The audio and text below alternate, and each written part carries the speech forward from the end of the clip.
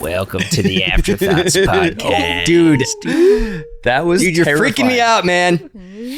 On today's episode of the Afterthoughts podcast, where we talk about our thoughts after stuff, we're going to talk about our thoughts on thinking critically. Ooh. Wrote this down about being in the world but not of it, with some hot topics of culture and trying to figure out how do I think of this, navigate this, things like Halloween, Sure.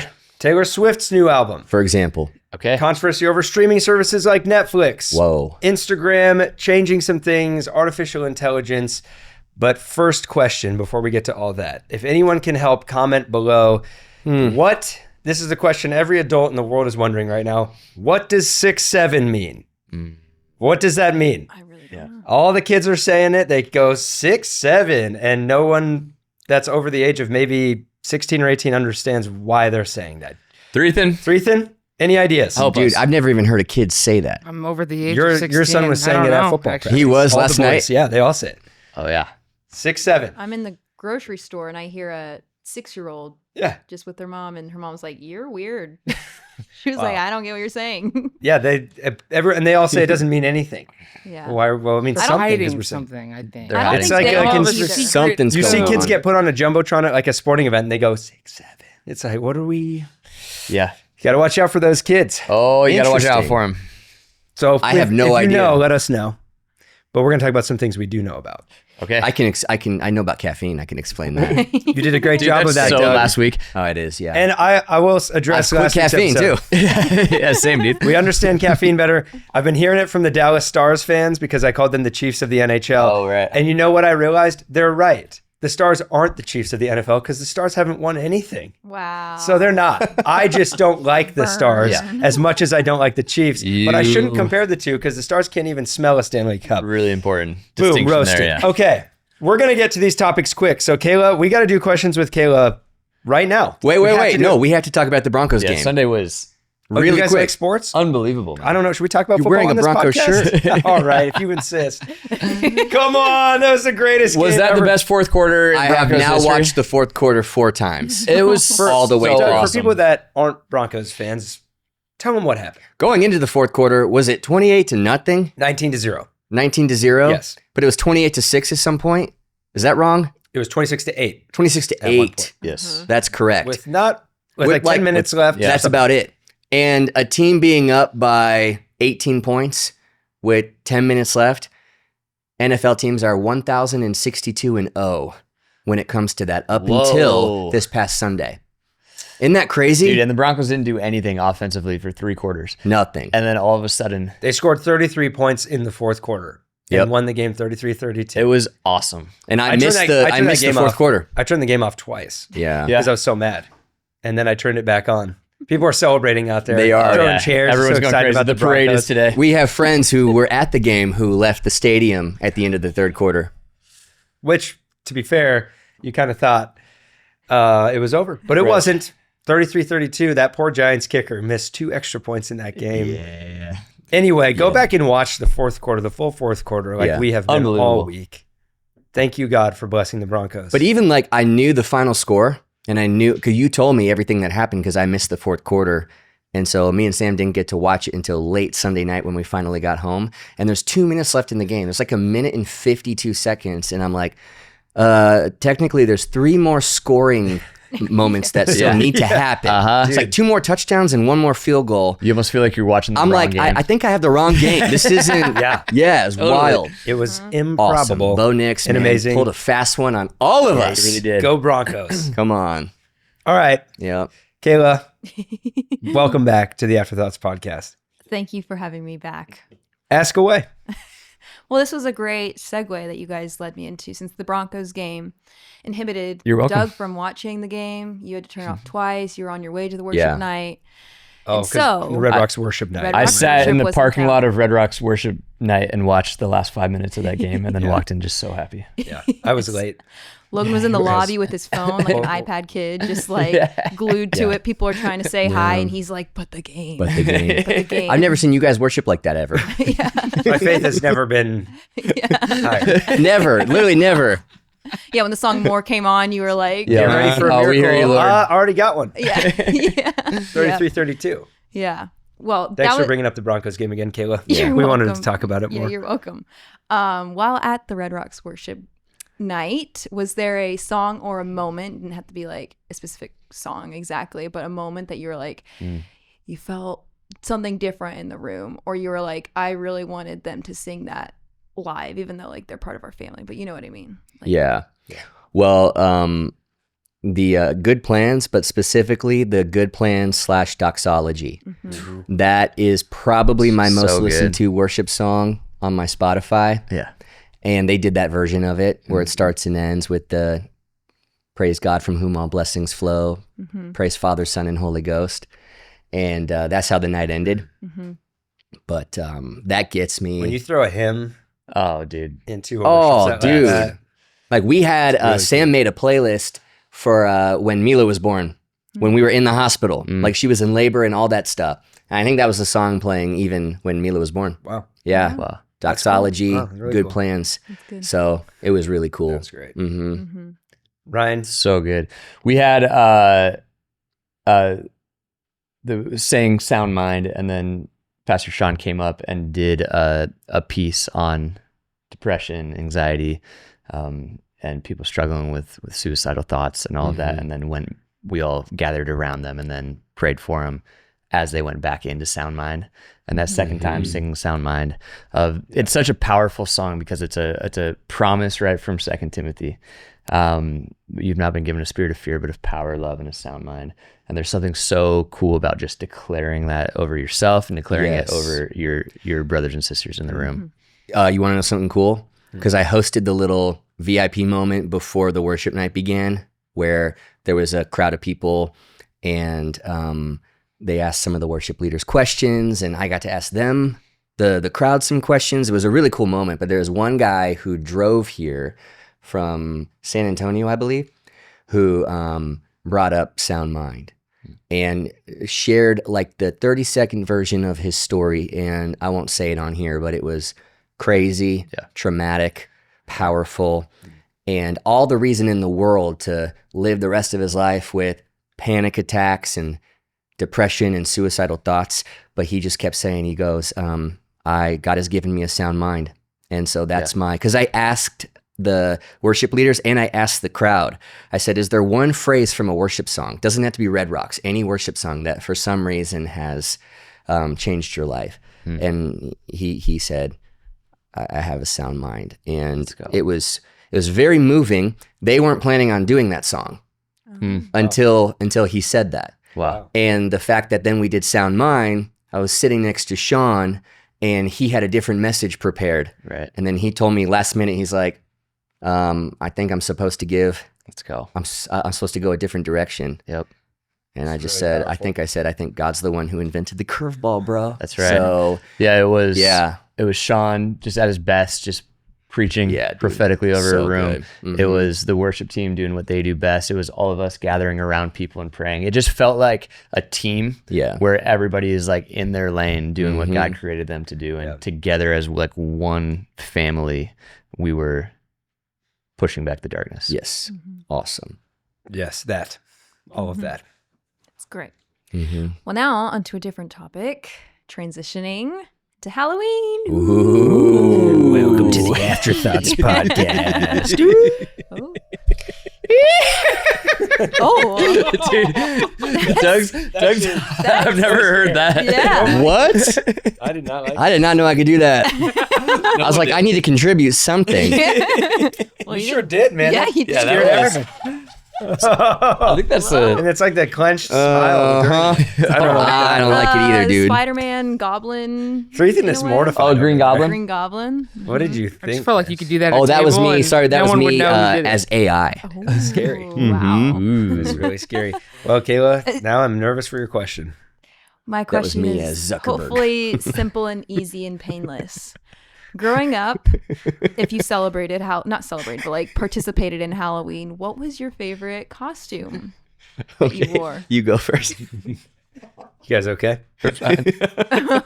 everything's good. Painful to say this in light of a recent loss, but the Mariner Moose Yeah. Homemade costume. Mariner Moose, 4th grade. Awesome. Mariners just lost. My mom and my aunt made me a Mariner Moose costume. You have a picture of it? I'll try to find it. Yeah, we should try to get these pictures I sure will do my best. because I have a picture of what I'm about to describe. Yeah. I know. Well- I'm pretty positive I know exactly what you're about to say. Before you do that, I'll say we were big Cincinnati Reds fans at the time. We were born in Cincinnati. And so we were Barry Larkin, Reggie Sanders. Yeah. And I don't remember. Ron Gant. Ron Gant. Mhm. You're right. And it was like homemade Cincinnati Red uniforms. Wow. And we That's thought awesome. it was so cool. The So it 90s, was. man. Moms were just Left making field and right costumes. field. And who was in center field in between Ron and Reggie? I mean, Ken Griffey Jr. eventually. Later on, Eventually. but not yet. Deion Sanders. Dion. Coach Prime Prime. time. Coach Prime. Yep. Wow. Love it. That's so awesome. So The dude cool. has done so much in his I life. know. Very Yeah. good at sports. Oh, yeah. He's Doug. done everything except be on the Afterthoughts podcast. Yeah, we've been asking for years. Yeah, he will. Okay. He can't wait to be on. He will do more. After the season, he should. One year I was a available. fireman and Ryan was underdog. Yes. Comment if you've heard of underdog. Say, I've heard of underdog. If you've never heard of underdog, comment, who is underdog? We're going to put a picture up of me and Ryan. I'm a fireman. He's underdog.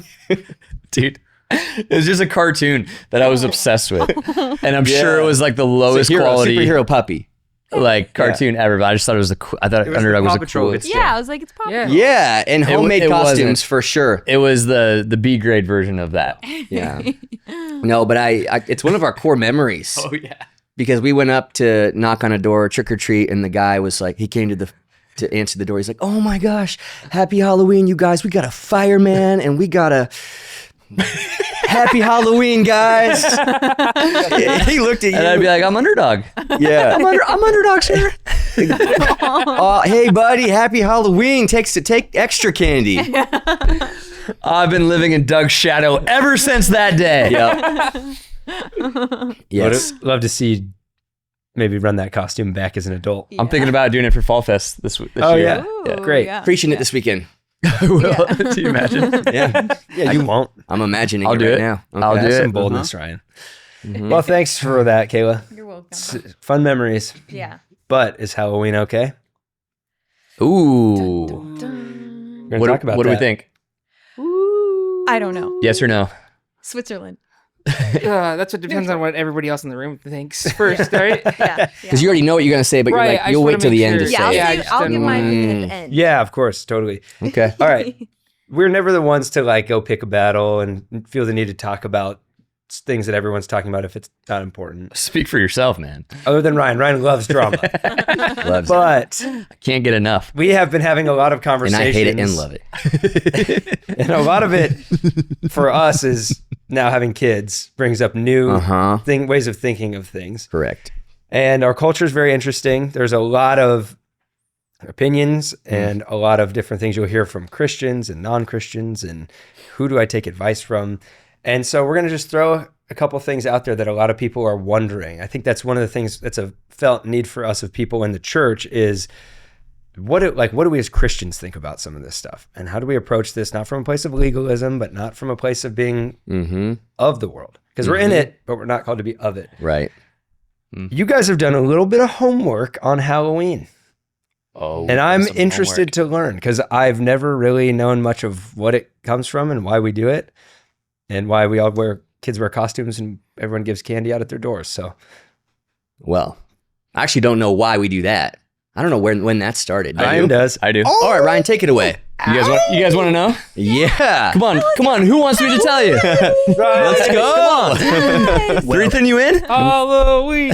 Welcome to Ryan's Halloween information segment. Can we get some spooky music as a soundtrack to this moment? Yes. Exactly, for this moment. Thank you. really- Bring the lights down, do hate some it. cool things. Oh. Let's wind the clocks back. How far back? 2,500 years. Wow. Give or take. There's different opinions about this. 2,500 years. So we're thinking like 500 talking years BC. before Christ. Wow. Crazy. Wrap your mind around that. I can't. We had I've only been a... on Earth since 1989. Wow. You will not resonate with this story. Yeah, I'm not that old. No. All you know is trick or treating. Seriously, dude. Doug is older than me, so he knows more. The whole episode is just us trying to get through this little segment. All right, here we go. Welcome to Ryan's Halloween information segment. Okay, Ryan, tell us about Halloween. 2,500 years ago, Celtic festival named Samhain. Samhain? Yes. We're talking in Ireland. Yeah, Scotland, Ireland. I've heard of it. So this is obviously way before phones, way before you could just know what time it was and what the date was. They would keep track of time based off of light and darkness. And so they really split their year in half, light year, Buzz Lightyear.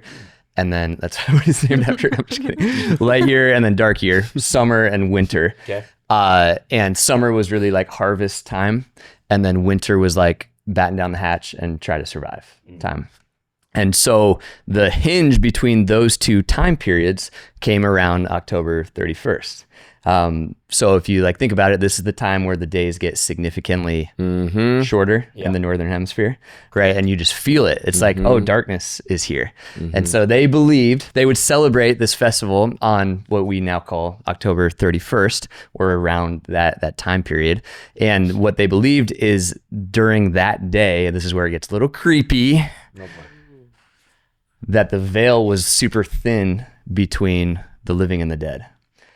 And so for that night, for that what we call Halloween night, the veil is thin, and the dead was able to like be here and interact with us and whatever. And so no, it's awful.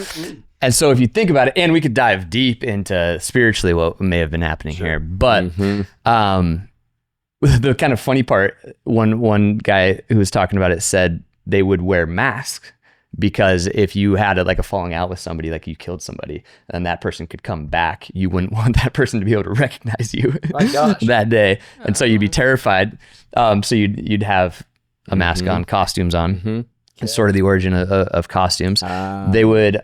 It also wasn't all that bad. It was also like ancestors would come back, and it was kind of like whatever, and so they would leave. Was it? You mean that like they weren't thinking of it as a pure like let's summon evil spirits thing?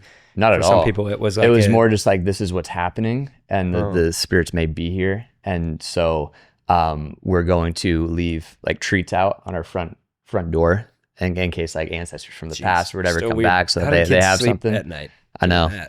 And then they would light fires as symbolism of light shining in the darkness. So even though we're heading into the darkness, we still have light, and so that's where like candles and pumpkins and stuff. What was their religious? Do we know?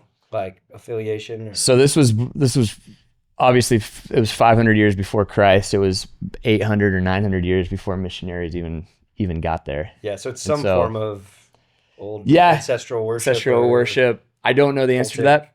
It was a pagan ritual. So there was some worship to other gods. There were gods. Some sort of faith there. Okay. Yeah. Okay. Yeah, and you can tell even just from the way you explain it, like they understand that there's a spiritual realm. Right. Correct. Right. And they're trying to figure it out. Right. And that's where they are. So if you fast forward like far, far, far into the future, when immigrants came over from Ireland to America, they brought that tradition with them. By then it had developed into much more of a, I read somebody who said like kids would go around to different houses and they would have to bring like a joke with them or sing a song or have like some sort of a performance. And once they did that, then they got their treat. And it was also like sort of notorious for being the time when like teenagers would play tricks on people. And so in the early 20th century, I believe they just organized it into what if we just organize this into trick or treating, and then hopefully we can limit the mischief that happens. And so today it's really not about the trick part, it's about the treat part, but the trick is sort of a nod to the origin of it. Yeah. So the trick now is when you get an apple or a toothbrush instead of candy. My mom would give out like sunflower seeds. Oh, for sure she would. Yeah. Healthy snack. Well, that's interesting. There you go. Yeah. What And do you then know, Doug? I do know like around 5th, 6th, 7th, 8th century, there were two of the popes. One was Pope Gregory. I'm not sure which one. I think that was in like the 700s or something like that. But I think in an attempt to redeem some of the darkness of the day, I know instituted that's when All Saints Day, which technically is now November 1st, Right. which began as All Martyrs Day. So let's recognize martyrs of the faith. Right. And so, like those who have died, those who are gone, martyrs of the faith, but then became All Saints Day to recognize everybody who not necessarily was martyred for their faith. And that's November 1st. I know October 31st, Halloween basically is All Hallows Eve, which is the eve before All Saints Day, essentially. Interesting. So I know there was an attempt to basically redeem darker portions of the whole holiday. Dude, and big difference between recognizing someone who has passed away and believing that their spirit is back to interacting with big us, right? time. Which Dia de los Muertos Mm-hmm. also falls right at November 1st. Yeah. And that is ancestors honoring and believing those spirits are like close in the veil or returning for that The celebration. movie Coco. Yeah. Yeah. Which is another kind of very much the same thing. But it's interesting, right, that it's all happening when the darkness, when the days are becoming much darker. Uh-huh. That like from the beginning we've known there's something about that. There's something about the darkness that does something, and it's been humans trying to figure out ways to understand that / control it, which is so interesting. Okay. Yes. That's a very odd backstory for a holiday. Mm-hmm. We're back. Wow. Whoa.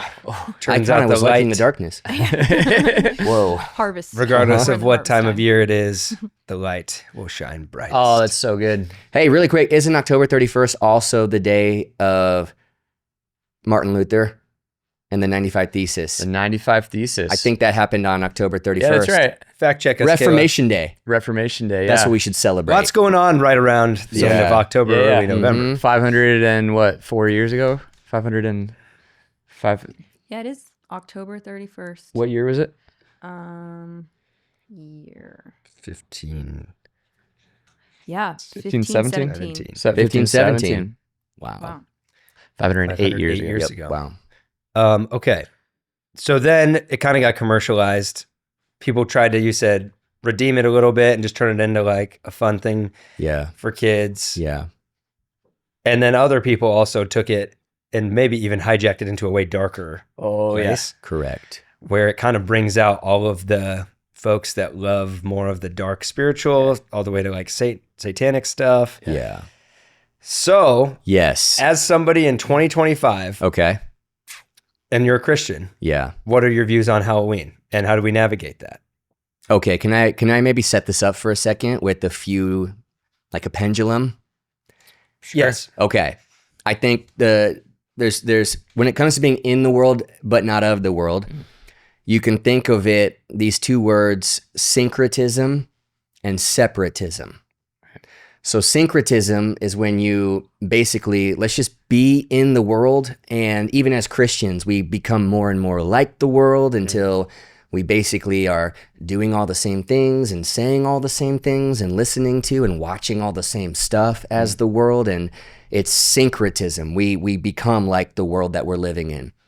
And then on the other extreme would be separatism, where it's in order to not be of the world, we're not going to even be in it.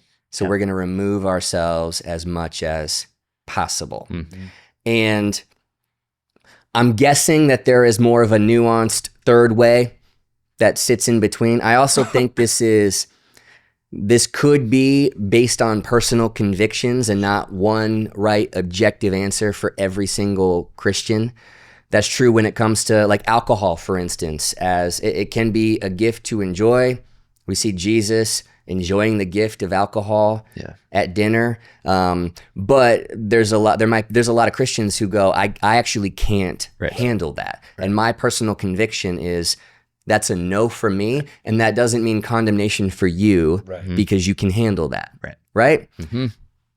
So maybe, okay, what if I played a caricature really quick? And what if I just, let me talk about the extreme of syncretism in the world until you kind of become of the world. I love it. Or maybe Ethan, can you turn Doug's head into a caricature? You really could. I know where he is right now. No, he probably is. Please don't waste like 5 hours trying to do it. No, though. no, not anymore. I think you It'll be should. quick. It'll be quick. Okay, let's just say He's so excited. let's just say I'm the Christian who goes to this church that you guys pastor who says, "What the heck is the big deal? Mm-hmm. It's Halloween. Yeah. Okay. It's candy. It's kids dressing up as baseball players and princesses and having some Underdog. fun. Underdog. Yes. I did that as a kid. I turned out fine. Mm-hmm. Stop being so over the top extreme and weird. You're the reason that the world thinks Christians are weird and annoying. Mhm. Just lighten up and enjoy Halloween." Hmm. What would you say to me? I think you should never fault somebody for seeking their own personal convictions. Mm-hmm. There was a year when we were kids when my brother, I think someone told him that he was probably like 5 or 6, told him that Halloween was Satan's birthday, Mm-hmm. which is not. As if he has a birthday, which is so funny. Yeah. And my brother decided, he's like, I'm not trick-or-treating. I don't want to like take part in Halloween that year. And my parents let us decide that. They were like, okay, like if you guys don't want to do it, like let's not. And let's talk about why. And so I think, yeah, you could be right to a degree that it can just be trick-or-treating and your kids wear fun costumes and you go see your neighbors and they get candy and it's a fun thing. But I think you need to have a heightened awareness around a time of year like this when a lot of darkness comes out because a lot of people want to bring it out. Mm-hmm. For example, in my neighborhood last year, there was a house that had set up a palm reading tarot card kind of thing in their front yard. Yeah.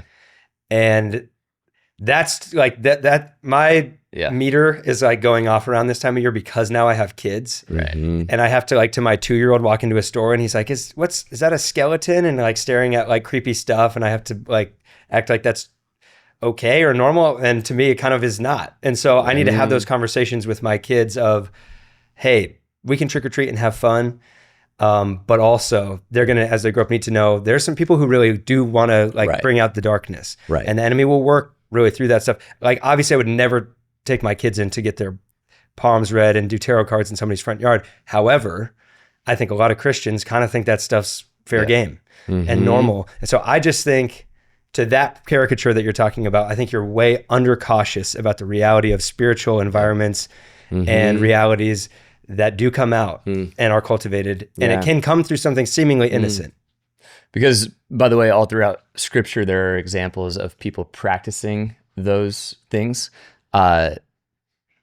by being empowered by demonic forces. So, like in Acts 17, when Paul cast the demon out of the fortune teller, out of the girl, she loses her ability to fortune tell, thus losing her slave owner's ability to make money, and he gets really mad and throws Paul and Silas into prison. Yeah. And so it was actually a demon that was empowering that act to happen. And when it comes to spiritual warfare, we always have to, the pendulum is super helpful, right? We make 2 mistakes. We give Satan way too much credit, or we don't give Satan credit at all. And this caricature that you're playing is on the latter half of that. You're not giving Satan enough credit, I would say. Yeah. And what Lewis says at the beginning of Screw Tape Letters is Satan's totally fine with either one of those mistakes. Yeah.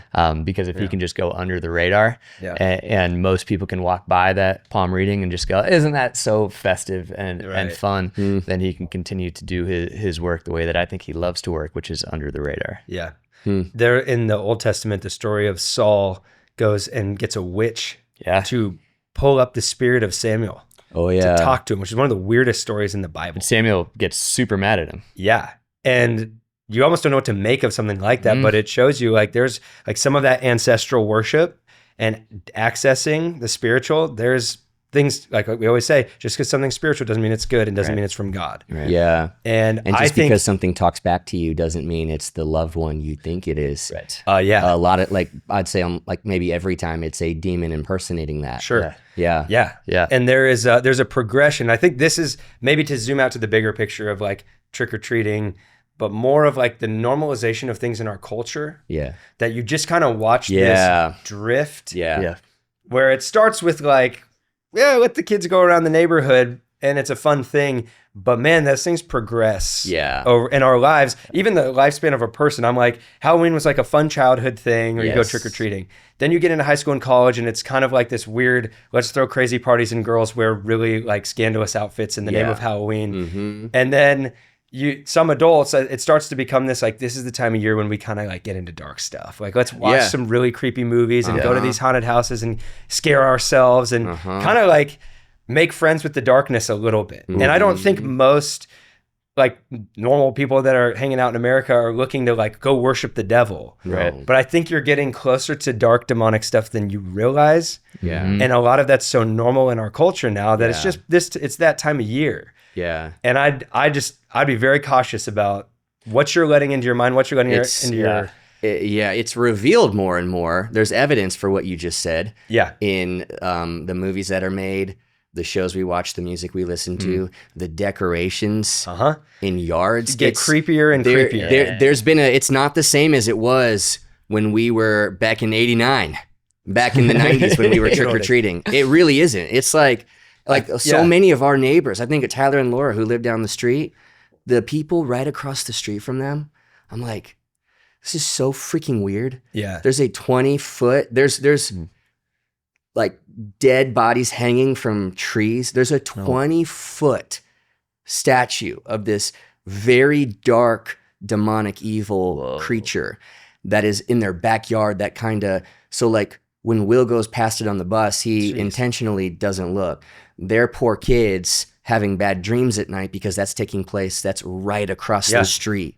I walked Luna past it on our walk 3 days ago, and I literally was like, in Jesus' name, no. Like, I don't know. Yeah. This is just a plastic statue. Yeah. But it's so weird. I'm like, what is I got my stuff that entices me, as do all of us. I've never been able to relate to being enticed by witchcraft or the demonic or darkness. I'm like, you realize you have to store that in your house. Yeah. How are you okay even 11 months out of the year having that stored in your house? It's just freaking weird. That's the best way I can say I think that there's like there is an embracing of it by some people, or there's a kind of an like unaware, people are unaware that like there's more to that than just being some creepy decorations. Correct. Like there's something dark about that. So John chapter 3, let's start in verse 16, see if you ever heard it. Oh, wow. For God Tim so loved Tebow. the world that he gave his one and only son, that whoever believes in him shall not perish but have eternal life. For God did not send his son into the world to condemn the world, but to save the world through him. Whoever believes in him is not condemned, but whoever does not believe stands condemned already, because they have not believed in the name of God's one and only son. Listen to this. Verse 19. This is the verdict. Light has come into the world, but people loved darkness instead of light because their deeds were evil. Yeah. That to me so much describes this bent in us as broken, fallen creatures that listen to the enemy, that we just kind of tend to drift towards darkness. We tend to like darkness. It's like, let's watch that docuseries about the serial killer, and every night before bed, fill our minds with this evil. Right. And it's just like this spiritual allowance of fear into your life. Yeah. Of the enemy to have a little bit of a foothold, a little bit of a stronghold. And so, you know, there's people extreme to the point of like, they're angry that churches like ours do a fall fest. Like, don't even acknowledge, don't let the kids dress up, because in some way you're letting them take part of that. And if that's your conviction, then hey, don't take part in any of it. Yeah. I'm all for you, like doing what you feel convicted by the Holy Spirit to do. I think there's a way to turn a time of year where all our kids are aware of something into something fun for them that doesn't dabble in demonic things. Right. And have a party at the church where they get to play games and wear costumes, and it's fun because kids love to do that. But be aware and cautious about that slide and that progression where you start just normalizing things in your life that are very, very dark. And then there's a presence in your life. And I think that stuff's becoming more out in the open. Yeah. And a lot of people are experiencing it because they choose it. Yeah. Through New Age practices, through tarot card readings, through palm reading, where you're accessing the spiritual in a really dark way. It all gets heightened this time of year. Yes. And that your individual choices affect the corporate, like, family body. Yeah. So in the same way that like when I'm sitting with somebody who's trying to overcome a pornography addiction, one of the things I like to help them see is that every click is a vote for more of this to be produced. It's supply and demand. There's always I think we talked about this a little while ago. If there's demand, there will always be supply. And so one of the things that you're doing is you're adding to that demand with every click. And I would say the same thing when it comes to this time of year and the movies tickets that we buy and the decorations that we buy. With every decision that we make and with our dollars and with our time and with our attention, we're voting for. And not to get too legalistic about this, and there's no shame, there's no condemnation, all of that, but just an awareness of you're voting for more of this to be produced next year. Yeah. Right. So your individual decisions affect all of us. Okay, I'll tell a quick story. Okay. And then I want to move to our other topics, unless you have any other Halloween stuff to say. Because some people I think might hear us talking about this, like, oh my gosh, I've let some of that in, or I've kind of normalized that, or I have gone to a bunch of these creepy experiences, haunted houses, I watch these movies, whatever, and now am I like, is the enemy in control of my life or anything like that? Steph and I and two of our friends one night went to an escape room earlier this year, and escape rooms are really fun to me. Yeah. I love them.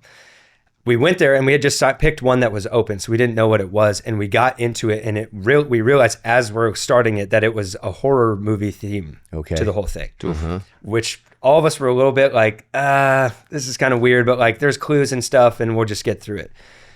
And by the end of it, and looking back, in the name of not wanting to seem like legalistic, I wish I had just left. Yeah. Because it started to just get darker. And Well, you couldn't escape though. Well, yeah. You were trying to leave, good to be point. fair. Dude, the whole time. Steph is she's like more spiritually sensitive to things than I am. And I could tell she's like doesn't want to be here. So we made it through, but at the end, like for a while, it was just kind of like the girl from The Ring and like weird, creepy stuff. But then I could tell at the end, like whoever designed this, they have some demonic bent, and there's some weird stuff here at the end. So we left, and we all kind of just felt like that, like a cloud just set on our shoulders. Like we were just in like a dark environment for an hour. We didn't worship the devil. We didn't take part in like some practices or something, but we were within a very dark environment. We got home, and before Steph and I even went into our house, she started crying, and she was like, I wish we had never gone in that place. I don't like the feeling that it has. Something evil is like within that. And I felt like guilty, and I felt like, crap, what did I just let into our house and our life and our family, and all these things racing through my head. And then I just stopped, and I said, okay, I'm just going to pray. Yeah. Because while that stuff just touched us and it got near us, it has no power over us in the name of Jesus. And I texted our friends and I was like, hey, I'm praying over all of us, our families, our houses right now. And I just want you to know that like we were all out to have a fun night tonight. No guilt, no shame for anybody. But there was some darkness there, and I'm just going to pray and cover us in the blood of Jesus, because that doesn't need to get a little foothold of fear or stick with us.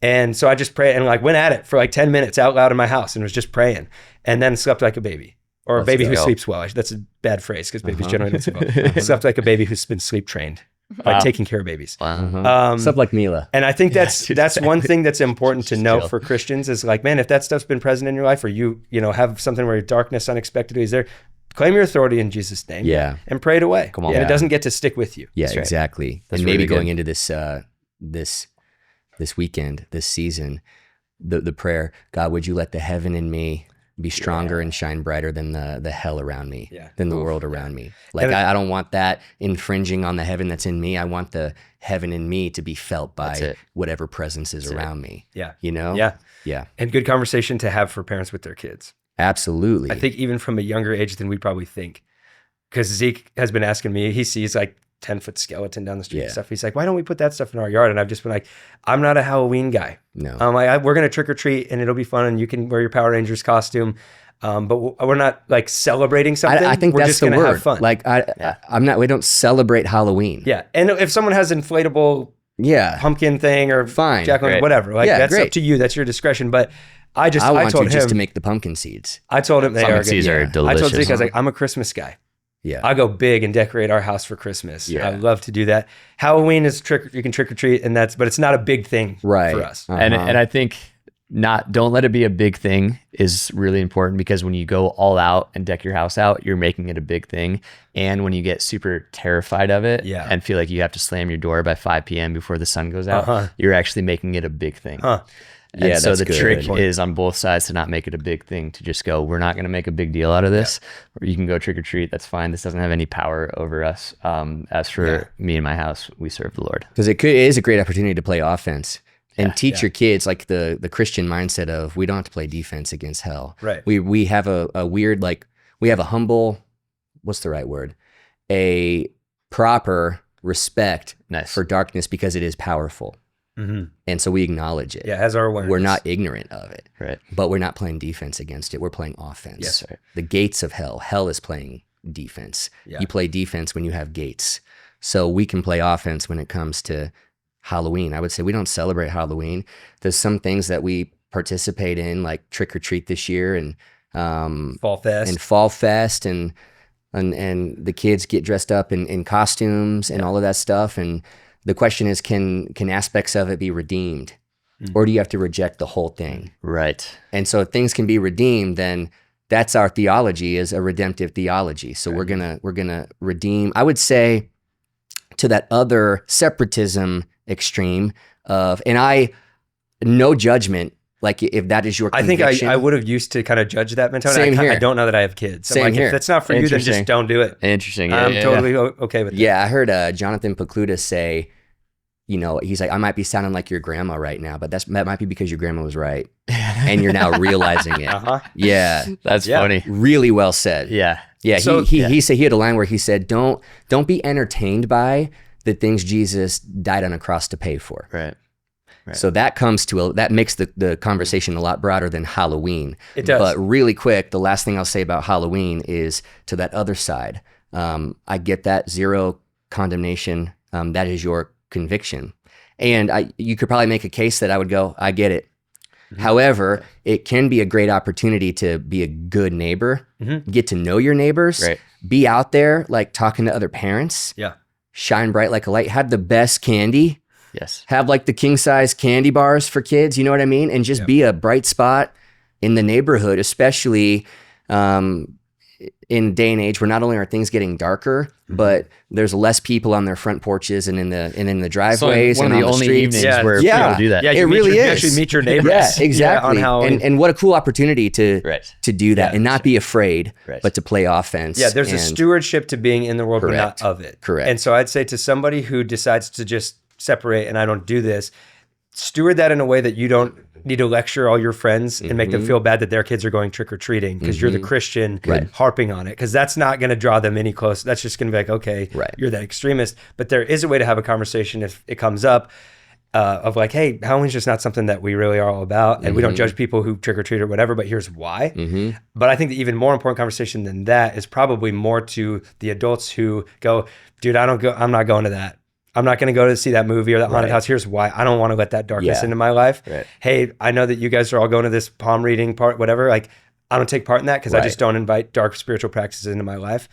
I think those could be really cool conversations because it's a little different talking about those things than trick-or-treating. People are taking part in those things because they're trying to find truth. They're trying to find the spiritual. They're trying to find like what's beyond this, all the way back to the Celtic people that probably, like you said, they're aware that there's a spiritual realm. Right. Absolutely. So if your friends are getting into that stuff, it's a good opportunity to meet them, not by taking part in it, by telling them, hey, there is something beyond this. Right. I'd love to talk to you about it. And it Yes. doesn't need to involve this kind of stuff because this is going to get darker. And you're going to find yourself in a place that you don't want to be.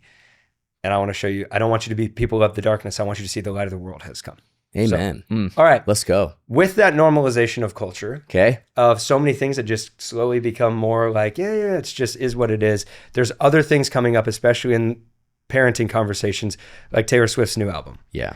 I have not listened to it, but I have heard that it's a departure from Yeah. young country girl who sang love songs. Yeah.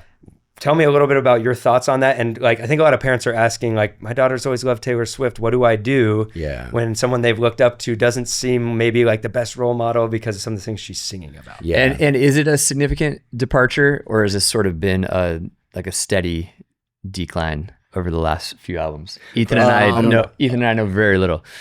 you know what? I know little. There's a few Feel free albums to ago. weigh in also, you guys. Yeah. I don't know much. I You might know remember more. back like when 1989, speaking of the year you were born, when that album came out, I think was probably like 2014. It was right around when I got married. I remember that.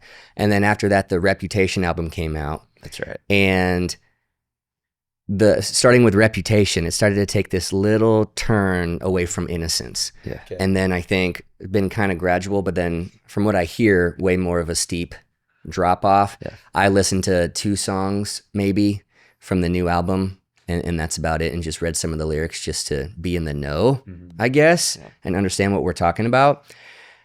Just to know, like, we're not bashing on Taylor Swift here. I feel for a lot of fans who grew up on that music and go, man, some of like the best moments, like I was bopping to like a banger that was a Taylor Swift song, like that 1989 album, the Reputation album. I know all the songs on both of those albums. Me and Sam went to one of her shows during the Reputation tour at the Broncos Stadium. That was, to this day, the best produced, like the production and the experience and every detail being thought about, which I know she does a lot of that, was by far the best concert I've ever seen, the whole experience. And so she's very talented, and there's a reason she's a billionaire, and there's a reason so many people like her. There's a reason so many girls look up to her. And I think right there is, first of all, I think about Kinsley, who's going to be 5 soon, who knows Shake It Off, but only because they sing it in like a dream sing to or something like that. The Little Pig sings a version of Shake It Off, so that's the only reason she knows that song. But she's already starting to notice way more than Will, my 7-year-old son. Kinsley notices what cool females do and how they dress and how they talk. Even Jasmine in Aladdin, like you can tell, like, when she puts on a costume, she wants to wear it different. And I go, well, where did that come from? And then immediately I'm like, I know exactly where that came from. This is Jasmine, who's just a cartoon character. Yeah. That's it. But the influence is so strong. So I think of her getting into Taylor Swift. And while there are a few attributes of Taylor that you could go, that's got role model written all over it. She's a strong woman. She's a business person. She's very excellent and successful. Got her success by, if I remember the story, like her mom would drop her off and she would just sing on the side of the road. Hardworking for hours and hours and hours. Believed in herself, sacrificed everything to go for a dream and got it. And there's like, that's amazing. And not going to fault somebody who is not necessarily a Christian for like someone who's in the world for becoming more like that and going that direction. She doesn't have the same convictions as I do. Right. She doesn't have the same beliefs as I do.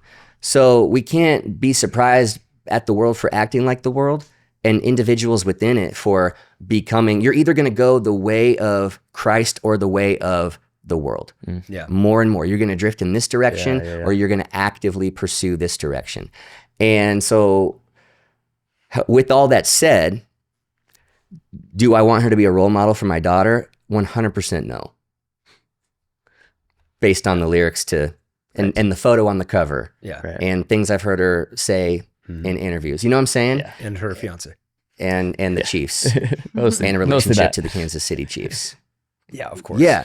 So that's where this gets tough. That's where it gets challenging. And I think for parents, I think there's a frustration when role model type celebrities don't act the way you want them to be influences on your kids. But I think that challenges us to go, well, how much influence are we going to let these people have on our kids? Exactly. And are we the role models that they're first looking to? Right.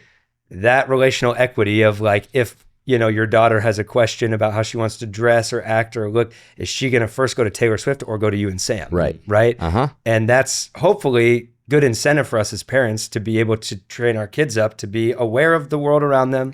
And I'm by no means like anti-secular music or anything like that, but I will choose the inputs that I allow into my kids' lives and the influences and the people that they really look to, and be very purposeful about that. And we need to. And to Christians, I think what I've sadly seen, and I'm guilty of this, but it's because of the Travis Kelce Chiefs relation, but a lot of Christians hate on Taylor Swift a lot now. And I'm like, if you really think she's so lost and maybe even involved in demonic stuff and there's conspiracies and all that kind of stuff, who knows?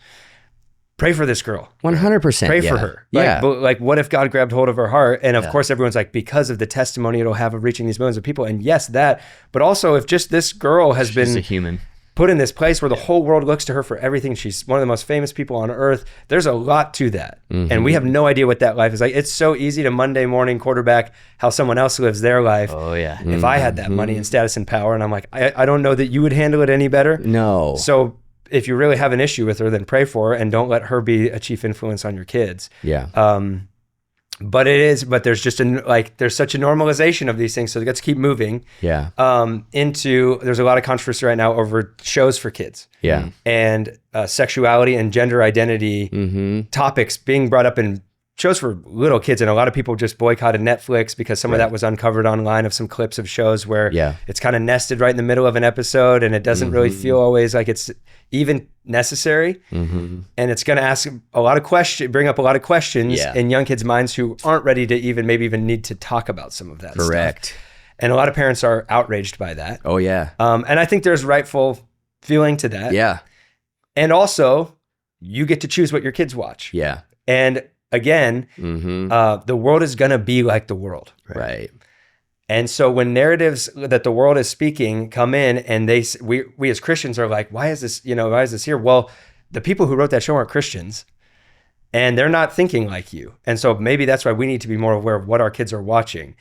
At the same time, would love to hear your thoughts on some of these agendas that are making their way into a kid's show that our 7-year-old, 6-year-olds would see if we weren't monitoring them and go, hey, I've got some questions that maybe we don't feel like at 6 or 7 years old they need to even be talking about yet. Right. Do you have thoughts before I say them? I'll start here. First off, I'm not a parent, and so I don't pay nearly as much attention to the kid shows on Netflix as you guys do. So I'll just say this, and then I'll turn it over to you. I feel like sometimes that word agenda gets thrown in as if like there's people sitting in this boardroom, like how do we sneakily push this agenda that we have forward without other people knowing? And that might be true. I tend to think it's just corporations thinking about the bottom line and thinking about how do we appease the most amount of people, going, today, what culture is asking for is this. And so fine, if that's what they want and they'll pay us for that, then we'll give them that. And so I think that's the first place I go is not calling out like humans as like the villains in this story, more money and always human nature. And human nature. Yeah. But the cool thing is that I do see is, even if that's true, I feel this cultural shift happening to the point where the majority will now be asking for that not to be there. And then the trend will follow there as well. So I have a little bit of hope in that. That's my first thought. But again, I don't pay nearly as much attention to this stuff. So you go. I agree. I think there's a lot of just you guys vote with your dollars, and so we're going to continue to give people what look at Bud Light and how they have changed their marketing over the last few years to being like completely left side marketing to now completely right side marketing right after Trump was elected, and realizing, okay, I think maybe the majority of Americans actually want this. And then you look at Bud Light and you're like, but then who are you? Yeah. Who you just want to be what you think everybody wants you to be to sell the most amount of beer for the bottom line. It's like watching you guys boys are playing football. Yeah. And sometimes when you watch kids play football, it's like one person running all over the field and everybody else, the whole team following the exact and if they just took better angles, they could get them. Yeah. But I feel like that's what every corporation is. Just running after the majority. It does seem that way. There are things like what's happened with Netflix, where I also more and more so truly believe there's some sort of, to do that most effectively requires agendas. And I heard it said on a different podcast recently, that little kid show and that scene is not a show, it's a sermon. It's not just a show, it's a sermon, and there's a point to it. And Netflix knows mom and dad aren't going to be in the room when that comes on the TV. Mom and dad are busy and they have cartoons on to keep the kids busy so they can get stuff done. And if we can, there's a certain amount of, if you have that agenda, it would make sense that you want to get your agenda to kids whose brains are just forming. Believe this, see the world this way, see gender this way. And to me, that's where I see an uprising of parents who go, and I see that in Jesus where he goes, let the little kids come to me. And if you have a problem with kids, you have a problem with me. Yeah. I'm going to protect these little minds. And if you make them stumble, If you make them stumble, it would be better for you to have exactly millstone thrown around your neck. For sure. For sure. I always And just think of Aladdin when they tie the thing to his feet and they throw him off the cliff. and the genie needs him to say it out loud for him to Yeah, save it's him. like, what kind of a genie are you, dude? So it's not just shows. It's like there's a lot of purpose and intent behind it. A lot of people like they know mom and dad aren't in the room. And so I think it all kind of came out and parents realize this and go at the same time, sort of this collective mama, papa bear heart where it's like, oh, no. Yeah. You try to do that to my kids. Right. You know, and it's not the condemnation of people as much as it's the condemnation of ideas or lies or ideologies where it's that's the problem. I'm protecting my kids from that. Yeah. I think there is a lot of like corporations and networks, everyone just shapeshifts to make money, right? Yeah. But I agree that I do think there is a set of people with agendas that they want to make their way into culture. And I see a lot of that. And I feel sad for the people maybe on that other side of some of those agendas, because I think so much of it comes out of a rebellion against the church. Yeah. For a lot of hurt people that grew up maybe with questions around their sexuality or their gender identity, and Christians were hateful and cast them out and made them feel like you can't be here. And because of that, they set their mind, okay, then middle finger to you. And now I'm going to go and do everything I can to rail against your ideology and kind of create this culture war in a way. I just see so much of it as a rebellion against the church, which is really sad to me. Yeah. And so am I going to let my kids watch those shows? Heck no. Am I going to be way more cautious and aware, knowing that a lot of that stuff is in these shows? Absolutely. Yeah. I'm going to have those conversations with my kids, of course. Yeah. But I don't need my 2-year-old to be confused watching a show about gender identity. Right. That's not the age at which we're going to be able to have that conversation, nor should we. So I think I get the frustration of parents because I feel that, where I'm like, is anything safe? Like, can I let my kid watch a show? Yeah.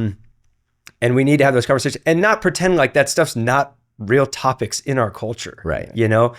But I also think one of the problems when it comes to media, the struggle for Christian parents for a long time has been like, well, what else do we show them? Because Christian media has been pretty low level and low budget for most of the era of shows and movies and stuff like that, which gives me a lot of gratitude for Dallas Jenkins and people like that are making high quality. Like they just released a Chosen for Kids show on Amazon Prime. Oh, cool. And it's a cartoon animated show about Jesus that kids will actually enjoy. It's not some cheesy, like low budget, somebody made this in their garage Christian show. Dallas and that gives me a lot of gratitude for that, because I want my kids to enjoy movies and shows. I love movies and shows. I think it's one of the most beautiful forms of art and storytelling.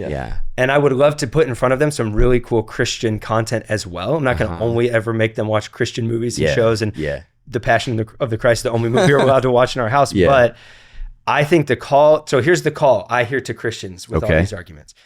We need to get much better at loving people that have cultural questions around sexuality, around gender identity, around a lot of these things, and invite them in to have these conversations while holding to a biblical stance and holding to the Bible and speaking truth, but in love and grace, to invite people in to not feel like the church casts people out if they bring these things up or if they're wrestling or they're struggling with some of these things. We need to do a better job to welcome people in and have real grace-filled, truth-filled conversations with them, which is possible. And we do that as pastors all the time, sitting with people with questions about all this stuff.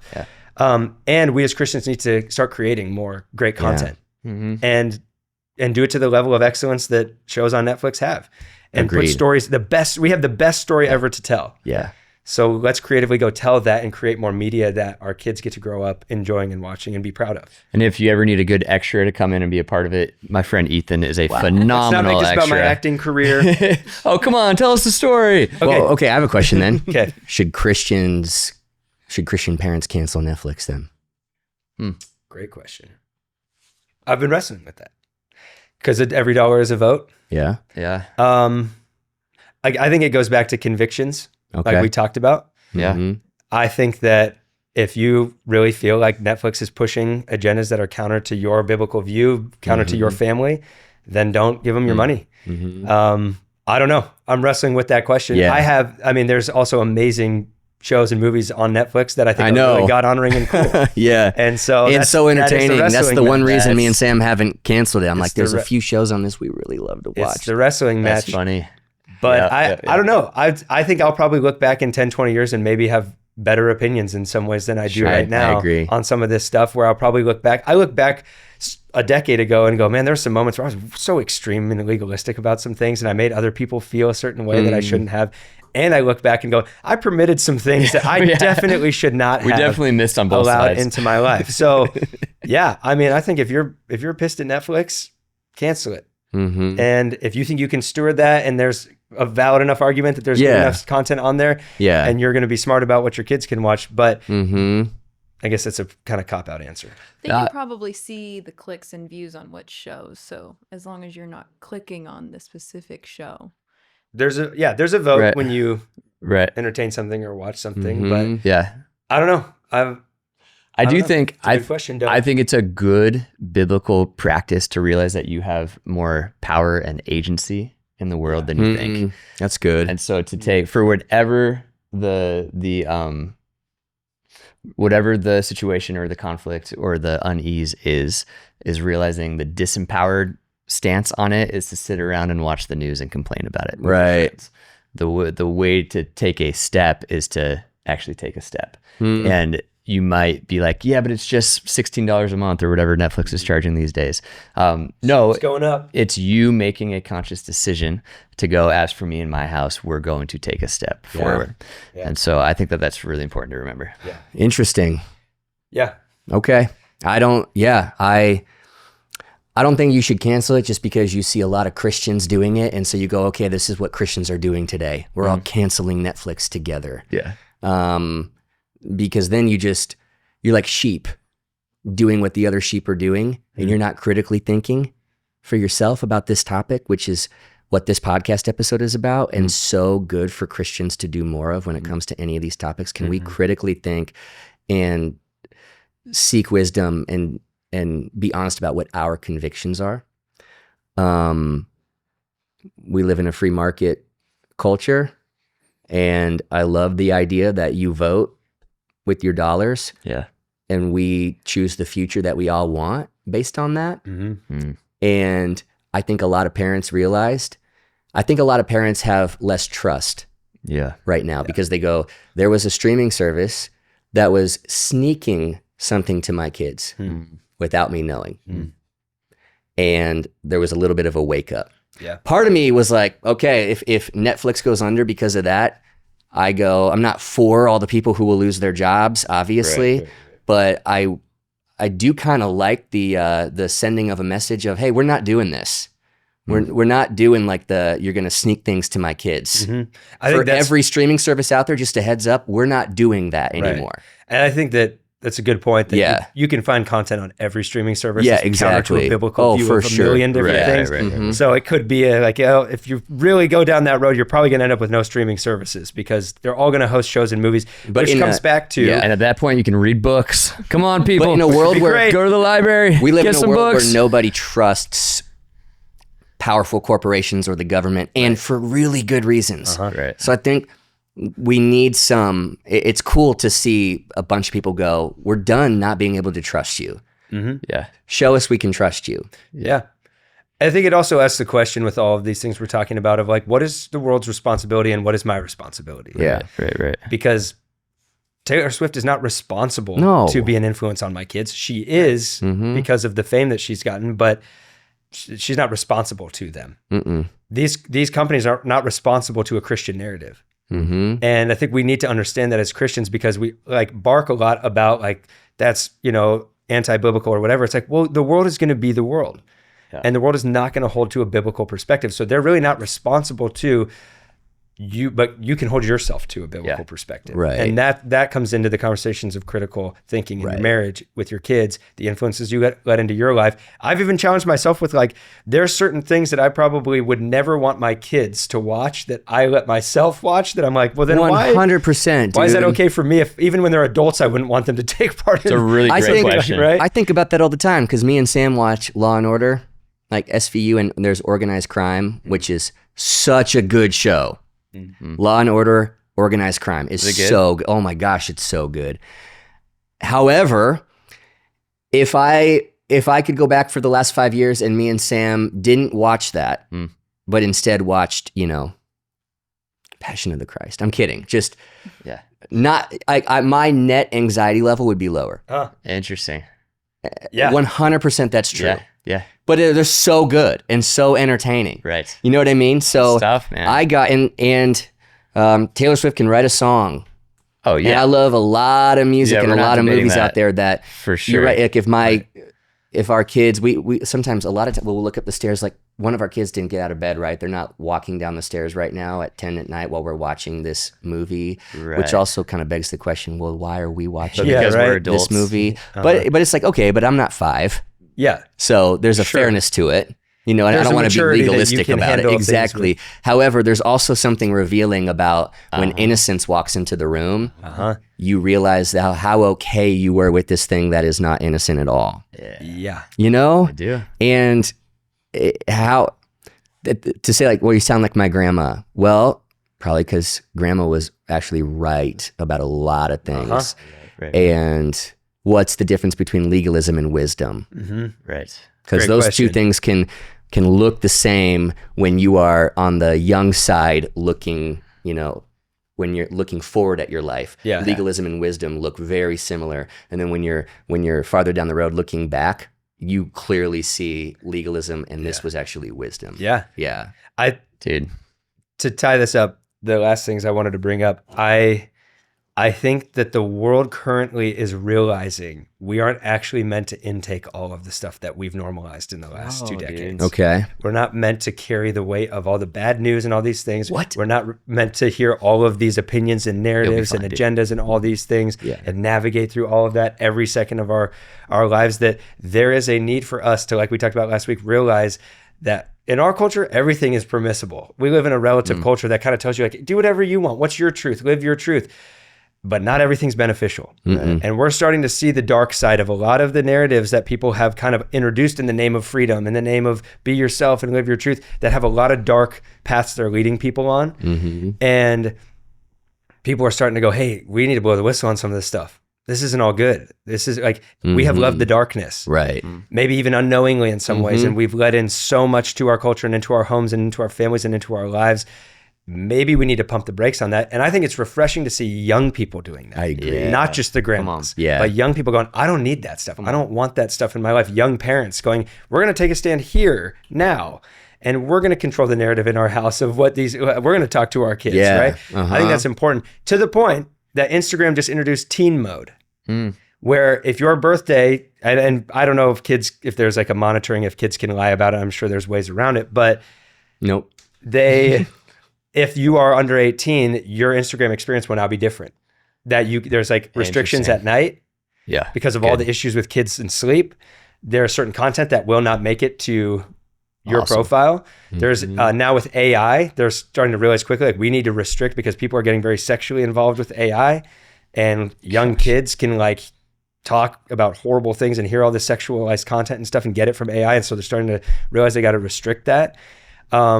Which to me is we're like starting to realize that it shouldn't be. Gosh, it shouldn't be refreshing, but it is to me that there's actually non-Christian people and corporations that are going, we need to protect our kids. Yeah. Like, how far are we going to let this go? This has gotten insane. At least there's that, because I don't expect that from people who want the bottom line and they don't care how they make money. They just want to make money, that they even have at least the morality to go, we got to help teenagers steward social media because it's ruining their generation, it's ruining their lives if we'll let it. We need to make sure they can't just get AI to feed them all this horrible stuff, whatever they want. So I find that interesting that even some companies are taking responsibility for stewardship of content, especially in the lives of young very people. interesting. Wow. It's fascinating. Yeah. It is. We need to be more aware. That's my thesis to this whole conversation. Yeah, and awareness comes from thinking critically about things, and so that's why we reference the use of the pendulum all the time. That's just our way of going, look, there's usually, with any difficult conversation, there's usually two sides, and Jesus tended to be finding a third way in the middle that was rooted in grace and truth and loving his neighbor, and usually realizing that you have agency in your life to step up and make decisions. And so I think one of the best things that you can do is have conversations like this with friends, with colleagues, with people who don't share the same worldview as you, to just continue to grow and learn. And then again, I'll say it one more time, realize that you have agency in this. So take some steps, but always make sure those steps are rooted in love, because sometimes then people swing that pendulum to the other side, and the steps that they take aren't rooted in love, and that doesn't help at all. It doesn't help push the ball forward. And so whether it's canceling Netflix or whatever else that looks like for you, not going to see that scary movie, having that conversation with your friend who loves scary movies, whatever it is, take a step towards loving your neighbor this week. Boom. Okay. Let's go. I'm going to leave with a teaser for something I want to talk about next week. Whoa, Dude. I haven't even do heard it. this yet. Yeah. This is insider info. I was trying to get some clear explanation of something to do with loans and stuff last week, but I couldn't really get a good answer. And so I was like, you know what? I'm going to ask ChatGPT. For the first time, I used ChatGPT on my own. For the first time? For the first time. Okay. And I've had Threethan, I'm like, hey man, can you ask your friend like a question? But I did on my own phone, ask ChatGPT a question. And I got a great helpful response. Okay. So I want to talk about this next week. I'm going to leave with this question that I want us to talk about. Okay. Where has ChatGPT taken the place of the Holy Spirit in your life? It's a great question. See you next week. Let's get into it. Whoa.